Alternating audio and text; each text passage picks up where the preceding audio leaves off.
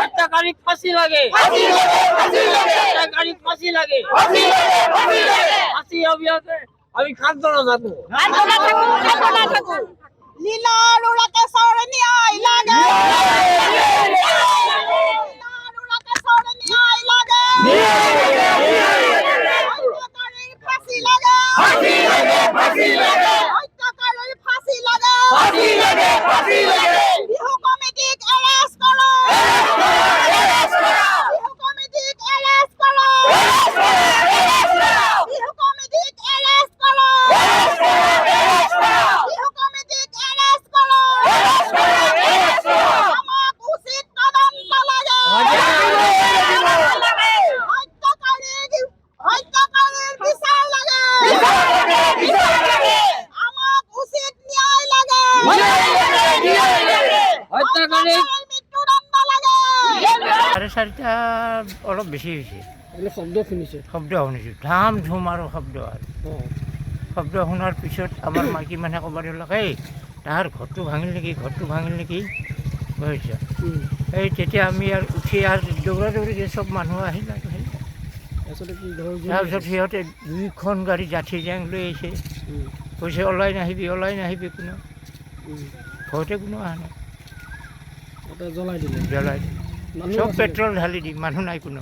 তাৰমানে এই ল'ৰাটোৱে বোলে ৰঙা চুকৰ মানুহ 2জন মাৰিছিল বিহু ফাংচনত, সেই কেছটো লৈ তাৰমানে হেৰি হৈছে। যোৱা 10 তাৰিখে ৰামপুৰ হাতীঙাত বিহু মেলা অনুষ্ঠান পাতিছিলে। তালৈ আপোনাৰ লীলা বৰুৱা আৰু ৰাকেশ শৰ্মাক তেওঁলোকে নিমন্ত্ৰণ কৰি লৈ গৈছে আৰু বিশিষ্ট অতিথি হিচাপে মাতি নি পেলাই তেওঁলোকে সম্বৰ্ধনাও জনাইছে। জনোৱাৰ পাছত তাৰে কমিটিৰ সৈতে জড়িত নে কি নাজানো, তেওঁলোকে পুনত মাতি আনি পেলাই ৰাস্তালৈ আনিছে। বেছি দূৰ নহয়, আপোনাৰ খুব বেছি 7 খোজমানৰ ডিফাৰেঞ্চ এটা আছে, 7-10 খোজমানৰ ডিফাৰেঞ্চ।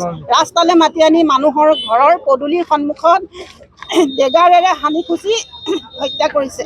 লগে লগে এজনৰ মৃত্যু হৈছে, আনজন ৰাকেশ শৰ্মা, তেওঁ আজি যোৱা ৰাতি মৃত্যু হৈছে, গুৱাহাটী GNRC নে GMCত মৃত্যু হৈছে।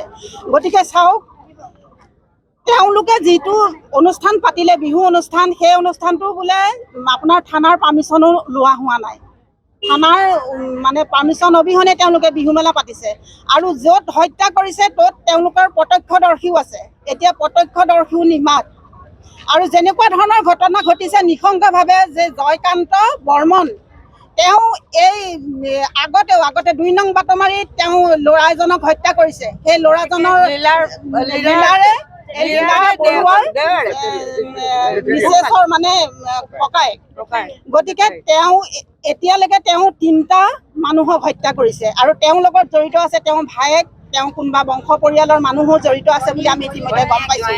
আৰু ৰামপুৰ হাতীঙাত য'ত অনুষ্ঠান হৈছিলে সেই অনুষ্ঠানটোৰ ফ্ৰণ্টতে তেওঁ ভনীয়েকৰ ঘৰ। গতিকে ভনীয়েকৰ ঘৰৰ পৰা ওলাই আহিছে, তেওঁ যিখন ডেগাৰ লৈছে সেই ডেগাৰখনক তেওঁ দেখা নাছিলেনে?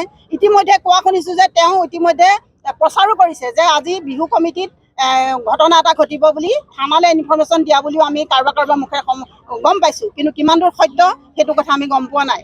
কিন্তু এতিয়া বিষয়টো হ'ল কি, এনেকৈ যদি হত্যা হৈ থাকিবলৈ হয় তেনেহ'লে মানুহৰ ইয়াৰ পৰিত্ৰাণৰ উপায় কি আছে? আৰু